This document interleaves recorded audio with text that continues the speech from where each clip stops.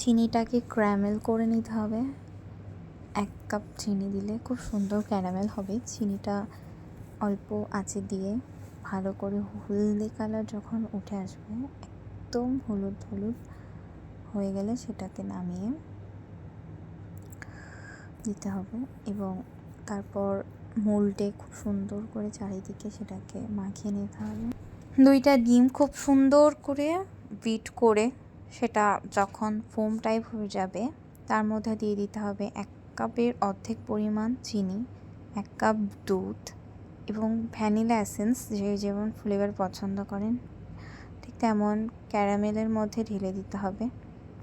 Mould সাইজটা আপনাদের পছন্দ মতো নিতে পারেন এবং নিচে জল রেখে সেটা ফুটে গেলে তার উপরে একটা স্লাইড দিয়ে তার উপরে এটা দিয়ে সুন্দর করে সাইড আটকে দিতে হবে এবং হয়ে গেছে আমার ক্যারামেল পুডিং।